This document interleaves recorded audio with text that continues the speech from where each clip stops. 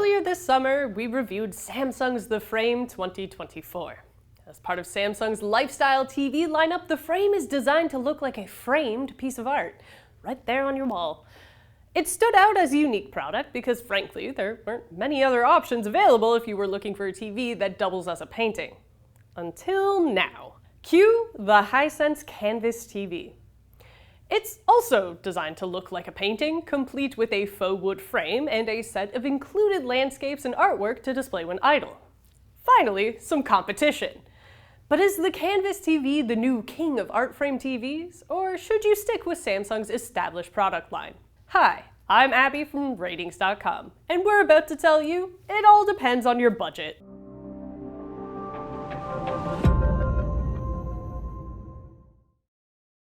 A big part of what makes these two products stand out is their appearance. From the front, they indeed look like framed paintings. That said, the Hisense looks even more frame-like due to its faux wood teak-colored bezels, which come included on the TV. The frame, ironically, has a more subdued black border that resembles thick bezels rather than a wooden frame. You can shop for customizable frame covers on Samsung's website, but the canvas feels more distinctive right out of the box. Hisense also offers additional frame options if the teak-colored default doesn't suit your taste. From the back, both TVs are entirely flat, emphasizing that they're meant to be wall-mounted. They come with wall-mounting hardware and a set of feet. The main difference is Samsung's One Connect box. However, the Canvas has two HDMI 2.1 ports for up to 4K at 144Hz gaming, while the Frame's One Connect box offers only one 4K at 120Hz HDMI 2.1 port. Each TV comes with various artworks to display, although the selection is limited on the Frame compared to the Canvas. That's because Samsung has a subscription service. For $4.99 a month or $49.99 a year, you get access to upwards of 2,500 pieces of artwork. It also offers a rotating selection of 20 free pieces each month. So at least there's that. The Hisense, for its part, comes with upwards of 300 free pieces included. Both TVs let you upload your own artwork or pictures too. The Samsung does it through its SmartThings app, while Hisense lets you do it directly through USB transfer or by scanning a QR code on your phone. Alright, so both TVs look similar, but one comes with an actual frame while the other includes an external input box. Great. How do they perform? We'll cut to the chase. If you're evaluating based purely on performance, the Frame outperforms the Canvas in most metrics. While neither TV has a local dimming feature to enhance contrast, the Frame still boasts a better native contrast ratio. The Canvas's contrast is subpar, and its blacks are even more raised compared to the Samsung's model. The Frame struggles with raised blacks, especially in the presence of bright highlights, but it's not as noticeable as it is on the Canvas. The Frame also shines in HDR Brightness, significantly outperforming the Canvas. This is especially apparent when viewing bright highlights and real content. For instance, take a look at the hallway lights in this image. On the Canvas, they appeared subdued, while the Frame makes them pop. Gamers may find the Frame even more appealing, as it's brighter in game mode than in filmmaker mode, whereas the Canvas maintains a consistent brightness across modes. Yes, this added brightness affects image accuracy, but many gamers prioritize pop over precision. If that sounds like you, the Frame is the better choice. In terms of SDR brightness, the two models are comparable. The Frame can hit higher peaks, but the Canvas offers more consistent performance. However, the Canvas is highly inaccurate in SDR right out of the box. The Frame isn't perfect either, but it's better. This is surprising. Considering that people purchase these expensive TVs to display art, you'd think manufacturers would prioritize image accuracy. On the Canvas, the Mona Lisa will look so blue you might think she's feeling under the weather. The Frame has a similar issue, but to a lesser extent. Ultimately, neither will satisfy the most discerning viewers, but the Frame holds the edge. Despite similar SDR brightness, their reflection handling differs. Matte coatings spread glare over the screen rather than reducing it.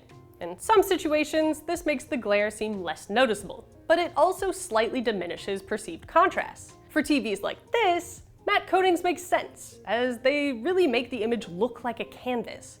The Frame does a better job here. When exposed to glare, the Canvas looks more faded than the Frame and struggles to maintain color tone. Plus, in darker scenes, the Canvas's glare is much more prominent than the Frame's, making it more distracting when you're trying to watch your favorite horror movies. As is common with LED displays, neither TV has great viewing angles, so you'll want your guests to view the paintings head-on. not from an angle. Still, the frame performs better, with its colors holding up at wider angles.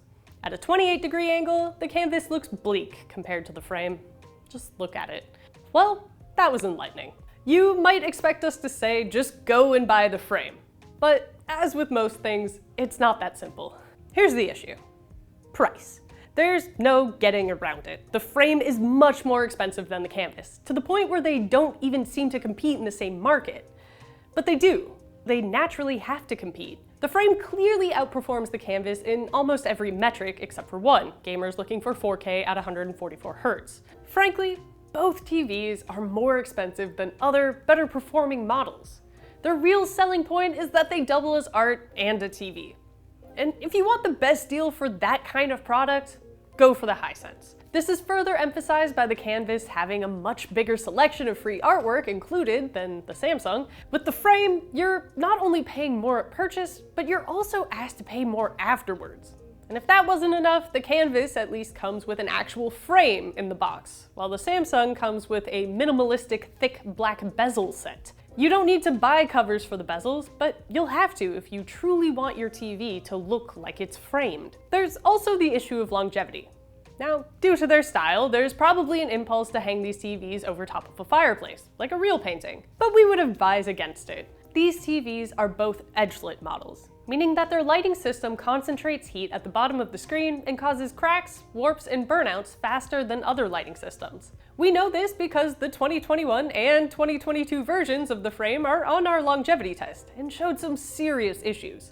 I won't get into the details here as we have a whole channel dedicated to our R&D, including the longevity test. So if you're interested, head over there to watch. Considering how expensive these two TVs are, and the fact they're supposed to stay on all the time cycling artwork, you might want to think twice about ponying up that much cash for either of these TVs. But if you're dead set on a lifestyle TV, ultimately, the canvas is an attractive choice, because even though it's relatively expensive compared to other better performing models, it's still way cheaper than the frame. That's all for our comparison of the Hisense CanvasTV and Samsung's The Frame 2024.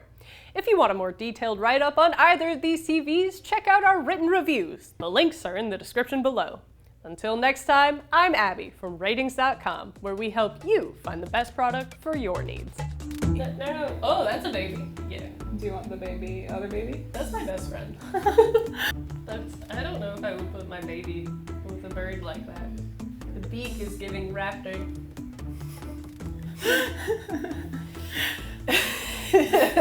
And that's the blooper. And that's the blooper.